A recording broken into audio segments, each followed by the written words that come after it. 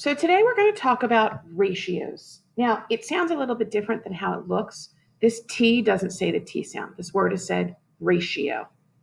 And all a ratio is a comparison of two things.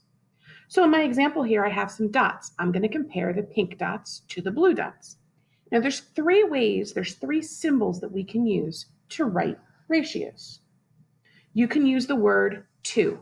So I have 2 pink dots and 6 blue dots. So that's a ratio of 2 to 6. I can use the 2 dots like you might see in ELA, 2 to 6. Or I can use a fraction bar, 2 to 6. There are 3 different ways to write the exact same relationship. Now what this means is that if I was to duplicate this, put on a photocopier and make an exact copy, my group over here would have another 2 pink dots and another 6 blue dots.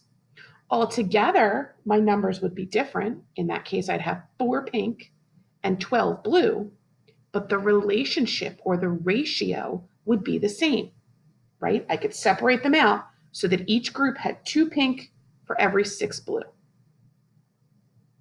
Okay, let's look at this. You can also simplify. So instead of making multiple groups, I can break them down. Here are those same 2 pink dots and same 6 blue dots, just arranged a little bit more. We've organized them. I can actually section these just like this is a fraction, and I can divide and simplify. So I can divide here by 2 and divide here by 2. 2 divided by 2 is 1, and 6 divided by 2 is 3. I can split these into 2 equal groups. The ratio or the relationship is still the same. For every 1 pink dot, I have 3 blue dots. So if I have 2 pink, that means I have 6 blue. Kind of like making equivalent fractions. What if I added a 3rd pink dot? How many total blue would I have? For every 1 pink, we add an extra blue. That's right, we would have 9. And you know that these are equivalent fractions. If I was to do 1 times 3 and 3 times 3, that's an equivalent fraction. So ratios you've been dealing with for a long time, you just might not know that word. All right, let's go to more of a word problem. You might be given information in a table, and you're trying to find the relationship between one of the topics and the total, or maybe between 2 of the topics. So this is a chart of information from a survey on what type of gum, chewing gum, kids liked best. So 9 preferred peppermint, 8 preferred cinnamon, 3 preferred fruit, and 1 preferred spearmint. The question asks you to write the ratio of fruit to total. All right, so let's look. Here's our fruit information. So that's 3. And then it asks for total. Well, I don't really have the total. I guess I could find it. We'll add them. I'm going to do a shortcut. 9 plus 1 is 10, plus 8 is 18, and then I have to add on 3 more, 19, 20, 21. So 3 out of 21 kids, and sometimes we'll say out of, preferred fruit. Yeah, those numbers are kind of big. Can I simplify this? Sure, I can divide both by 3. So I get 1 and 7. So think about this as a class. If you have 21 kids in your classroom and you put them into 3 tables, right? We group all the desks together and we put them into 7 tables. 1 kid at each table would like fruit. Okay, let's go to another example.